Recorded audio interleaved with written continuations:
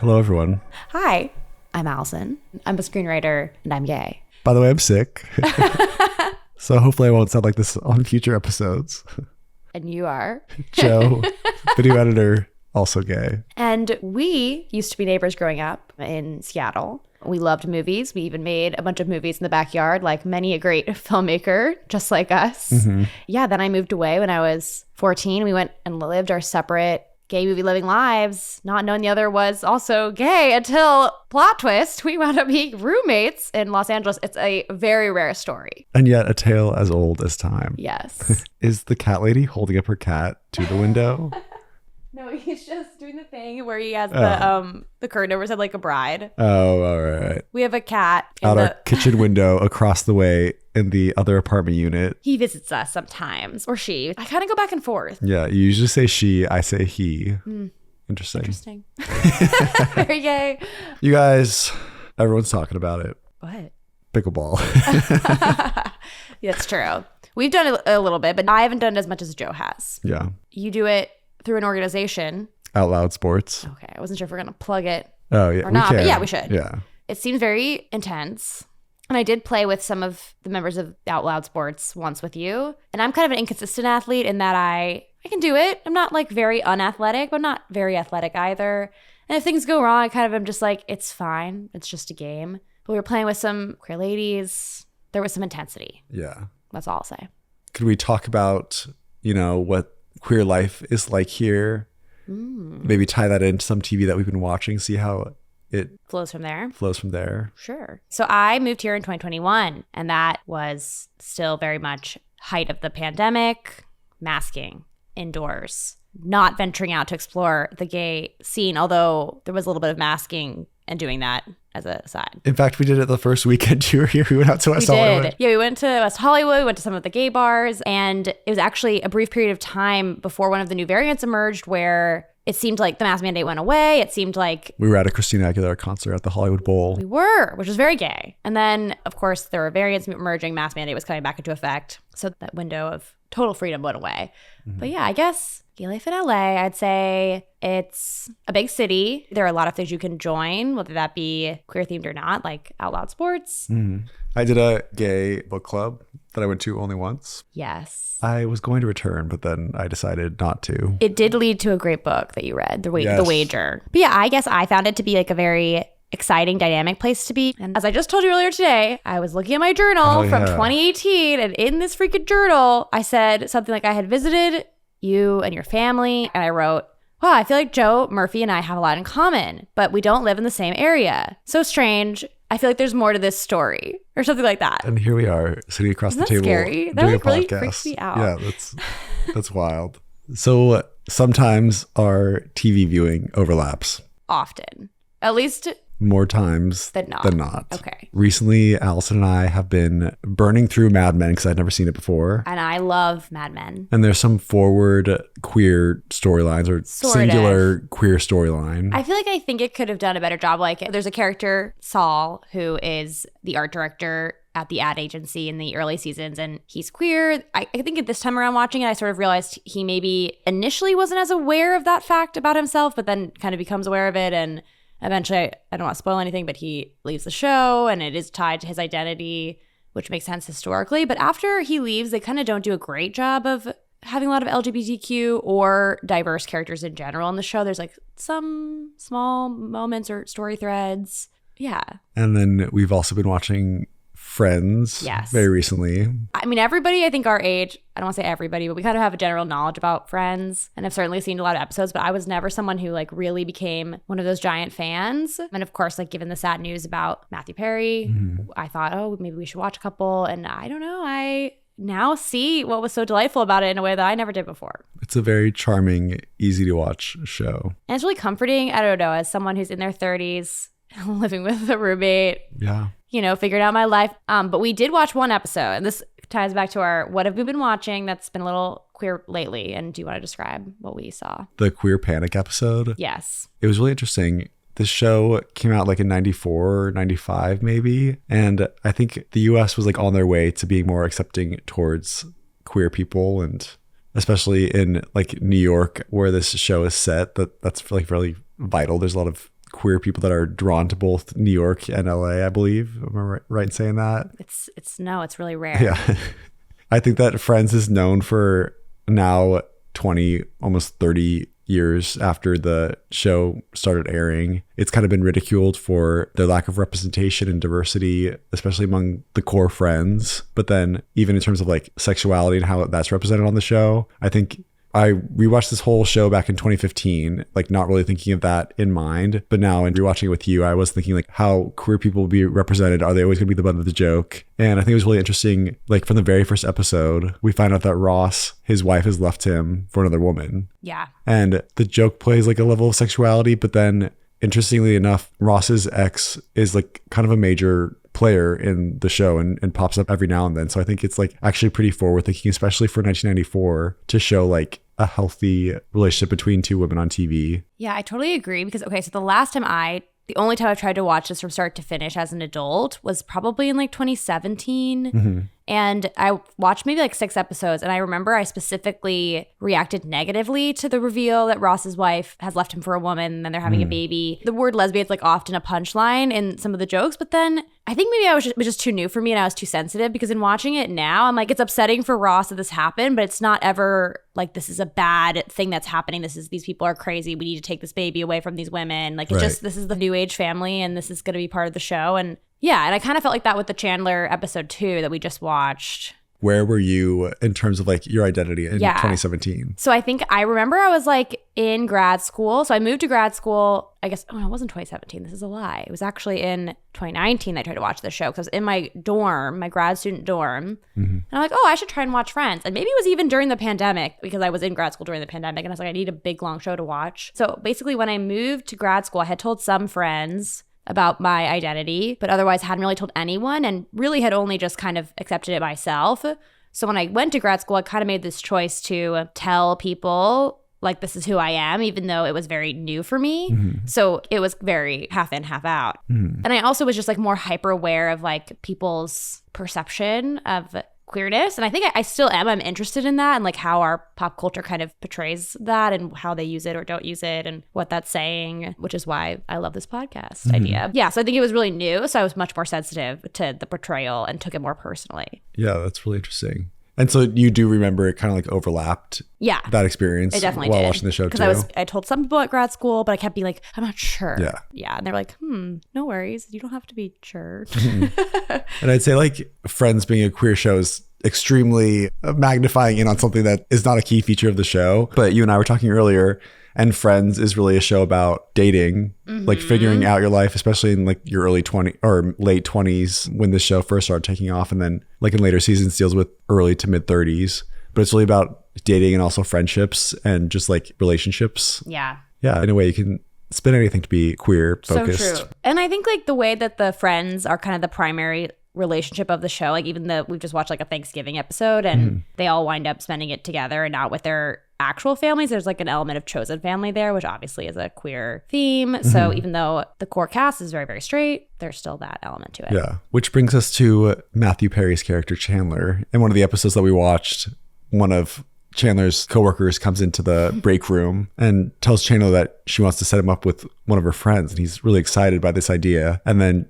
she says, yeah, my friend Brian. Mm-hmm. And then immediately Chandler is overwhelmed with anxiety and worried that he comes off as gay. And he goes to his friends and is trying to get consolation from them and understand, like, what am I doing that's gay? And I remember Phoebe just says, like, oh, you can just like tell. It's you just quality, have a quality, yeah. And then so throughout the show, what is this, like the B storyline of the episode? Something like that, like a runner. Yeah, he's just there's always concerned that he comes across as gay. And then at the very end of the episode, he like interacts with a few gay coworkers and they revoke his gay quality. Yeah, his gay identity. I feel like it was one interesting thing was like when he goes back to work and he talks to his coworker who wanted to set him up about it, she's like, there's so-and-so down on this floor who I want to set you up with, but there's the other guy, but you could never be with him, implying that he's like very attractive and the guy you'd want to be with. And Chandler's like, I could get a Brian. Yeah. And I really liked that because I felt like it. He like now is embracing, like, what do you mean? Yeah, I'm desirable. I could get if this is who I am, or how people 'cause- perceive me, then they must perceive me in the most highest level possible. Or I don't know. Yeah, it's almost like desire has no sexuality. Like all of us want to be desired. Yeah. And then at the end, like the man who she wanted to set him up with comes in and is like, oh, like he's like, by the way, I'm not.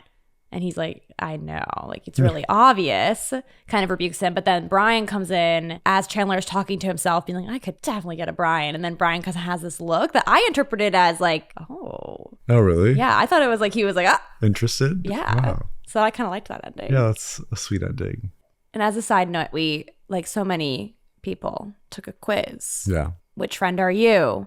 And we took the quiz. We picked our favorite colors. We picked favorite TV shows, who we date. Oh, yeah. I picked Rachel. Oh, I picked Carrie Bradshaw for some reason. Interesting. She just seems like she's like put together, and like. I don't know if that's the case. Is she not? I don't think so. Well. I was Ross. And then Joe finished just after me and he said, guess who I am? And we're very similar in many ways. So to me, I was like, Ross, thinking that had to be it. But then, of course, he said. Turned my phone to Allison and showed the striking image of Monica Geller, Ross's sister. And that felt very appropriate because I do feel like that is accurately describing this roommate relationship, but also I would definitely be the Ross, probably. Yeah, smart. Oh, that's nice. Whereas like the things that need to get done, Monica, she handles those. I feel like Joe handles those too. Yes, until it all gets to be too much and I'm yelling at the top of my lungs. That's never happened, as a side note.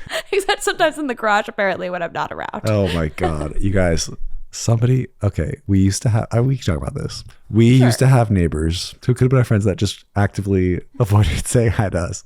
Anyway, they moved out a couple weeks ago and they left behind a small to medium-sized doggy cage. Because they had a very, very cute dog. And we have 2 parking spots in the garage. One of them is vacant because it's where our friends park. And since it's vacant most of the time, because I guess we don't have friends over too often, there's a dog cage that has been parked in our vacant parking spot. And it sends a chill down my spine because it's just very creepy, like an empty cage down there. Yeah, I've moved it several times. And some recent times I moved it very gently to another corner by the garbage cans. Someone moved it back perfectly in the parking spot. So one morning I was going to the gym and I just saw it and a flash of red, I grabbed the handle and I chucked it at the garbage can with all my might. Were you afraid that if you threw something at the garbage can, a rat would come out? No. No? I don't know why.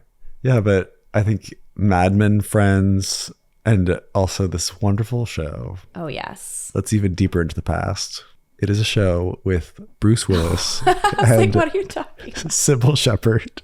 It's on Hulu right now. All the seasons are streaming. It's called Moonlighting. And I showed Allison one wonderful episode in season 2. Yes. I wish I had the name pulled up, but the general premise is... Oh, it was called The Iron Mask. Yes. Okay. What an evocative title. The general premise behind Moonlighting, this is the Moonlighting corner of the podcast. Sybil Shepherd is a wealthy former model who discovers that her banker, financer... I actually don't know the premise of the show beyond who's the one that deals with her accountant had mismanaged her funds and stole all, if not all, most of her money. And all she's left with is her property, including a business that is a crime-solving... Private investigator business, which is how she interacts with Bruce Willis. So wait, I'm sorry. I actually have to ask questions about this. So are you saying that her estate owned this company, but she had nothing to do with it? But then when her money is stolen, she only has this left? Yeah, and that much. Bruce Willis is an employee? Yes. What a convoluted concept. It's very convoluted. The first episode is so dry and boring, but if you stick through it, it pays off. It's so charming. Which brings us to the best episode. The Iron Mask. I'm going to look it up because I think we need the right name. But it is truly... Okay, I have to explain how Joe... So we came back from... Were we at a gay bar? Were we at Schmitty's? I think we came back from a gay bar on Halloween. That's so gay. So we were doing this. We didn't have any costumes. That was a little bit less gay of us. But anyway, we came back. We were at pizzas, Dually pizzas, because we thought they would... Oh my, I forgot about that night. They would arrive, pretty quickly, but they didn't. And we wanted to see which pizza would come first. Anyway, we're not usually this crazy. I don't just sound that crazy. We're just ordering some pizzas. But to us, that's wild. It was a pizza race of the decade. Won. You did win. Well, my delivery guy won. But anyhow, back to the show. Joe puts it on. He's like, I'm going to put on my silly show. And I'm watching it, and Bruce Willis is like hilarious, so dynamic, so charming. And I don't know the woman's name, the actress, but Sybil she's Shepherd. also very charming, and like they're dynamic. It's so like kind of battle of the sexes, but full of like sexual tension. It's really captivating and funny and great. And just like, I'm so glad to hear this because there's a really scary episode that really got to me, and I really want you to watch it. I'm like, oh, okay. And then you played the episode. I'm not sure how we should describe it. It's very camp. This episode starts out, it's very like Hitchcockian in a way, with a woman showering, but you just like see parts of her body. It's all very mysterious. You never see her face. And then finally when you do, instead of seeing any of like the features on her face, she puts a mask over her face. It's like a satin It reminded me lace. of a fencing mask. Yeah, to be it's almost like a lace, like black lace over her face, and all you see are just like her very striking eyes and this very like haunting music, both cheesy but also kind of spooky at the same time. So you're like, who is this woman? And she arrives to Sybil and Bruce's office and lets them know that she wants to find this man who threw acid on her face years ago. Because he was a jilted lover, I believe. Because he was a jilted lover. And she doesn't want to seek revenge. Instead, she wants to rekindle their romance. Even though she's married. And she also, just as a side note, speaks. This is when I started to realize that maybe we weren't actually watching this for the horror. She kind of speaks in this. Like whisper. Like, I just want you to know that. And I guess that has something to do with the acid. Yeah. She like walks in the office and they're like making small talk. And then she's like, you're probably wondering why I'm wearing this mask. It's like, yes, we're wondering. That should have been the first thing you let off with. But anyway, I looked up the episode title. Yeah, what's it called? called? It's actually called The Lady in the Iron Mask, which I think is very crucial to why we love this episode so much. Yes. So they go try to find this man that she wants to reconnect with. They find him, and he's really disturbed that they found him because he just got out of prison. Mm-hmm. And he's like, I don't deserve to be with her. She should just move on with her life. What I did was terrible. He's very remorseful. They're like, okay. The next day, the man is found dead. Sybil immediately clocks that, oh my gosh, the lady in the iron mask wanted to murder him all along. She was never seeking to rekindle romance with him. And at that point, I was like, okay, something fishy going on here. And then they go to confront the lady in the iron mask at her home, and they're coldly greeted by the husband of this woman. And it's really suspicious because the lady is also there, but she has no idea. She claims to have no idea what they're talking about. And she's hiding behind a big panel. Armoire. Because her mask is off, and it's just kind of silly. It's silly. And again, she's like across the room, but she still continues to whisper, but it's like a yell whisper. She's like, I don't know what they're talking about. What's going on here? What's going on? It's just very comical. But it was at that point, I'm sure you maybe even realized before I did, that the husband... No, honestly, I didn't think that. It wasn't until I saw the woman in the mask is walking. It's just like very obviously a man, not to be gendered, but... Yeah, Bruce and Sybil, after this confrontation, they decide to follow the woman. And there's a scene where like this person just has a very boxy or very walk. like, I should say masculine presenting walk. Mm-hmm. Yes. Can't walk in heels. No. And very Flexing like, stomp. Flexing their calves too much in an uncomfortable way. It looks like they're tiptoeing. But I had no idea where the story was going, and it's what makes the whole episode delightful. Is Bruce and Sybil realize that the man has been dressing up as his wife, and he was the one that approached them to find the lover because he had the intention of killing her ex-lover. I mean, was he a lover? He was, yeah. Okay. The reason why is because like he was like, after this happened, my fiance to be like married me anyway because it was the right thing to do. So I guess the implication is he is resentful that he had to marry this marred woman. Yes. I mean, so wrong. The acid was thrown on their wedding day. Yeah. Fucked up. So anyway, the husband's plan was to dress up as his wife because it's very easy to disguise your features because she has a very giant 80s dress, big shoulder pads, big hair, big mask over the face. He had big hair as well. Blonde, luscious locks. He's impersonating his wife. He thinks that if she were to go to trial, they'd be able to plead insanity just because of the horrific events that happened in her past, which I guess that's revealed later on. I think but so. The real, all this to say, there's really only one thing you should know. The real magic of the story is Sybil and Bruce, as they traditionally do, they get in an argument and they both decide they're going to split up and solve the case on their own. And they both conclude that they're going to dress up as this woman and impersonate her, sneak into the apartment, and find the information they need. Which leads to all of them in the apartment, in the same outfit, at one point in a closet, coming out of a closet, Yeah. running around, chasing people. All 4 of them running through the hallways, chasing each other. It's It was hilarious. delightful. And the lady in the iron mask continues to yell whisper throughout the entire show. It was really It amazing. really sold me. It's golden television. But, gender identity, sexual identity, It's all there. it's all there. And also, I would say there weren't a lot of punch down jokes. No. Bruce was like, you look so much better than me. That seemed kind of punching down. But then the husband, he's like, you look better than me too. So yeah, there was this kind of element to it that was fun. And I can't wait to show Allison another episode of Moonlighting where a woman believes that she is a literal leprechaun and hires the detectives to find her pot of gold. This show is golden and meant to be binged. I love it. Before we sign off, where are you at in your life? I hate to admit it because gotten a bad rap recently, but I am somewhat of a Gaylor Swift. So I think it'd be fun for me to describe this to Joe, who really probably doesn't. I don't think you have any strong feelings about this. I don't really have strong feelings now. So I think if I were to lay out my personal reasons for believing this versus what convinced me, and then having you react, you could tell me whether I need to let this go or if you are a convert. Now I'm kind of... I think it'd be really fun. We got to get this posted and then we'll... And then you'll let me... Unleash. I'm just love reading her music through queer lens, period. And it would be really amazing if someone of that status were to come out. So we'll talk about it more later. Goodbye. Adios.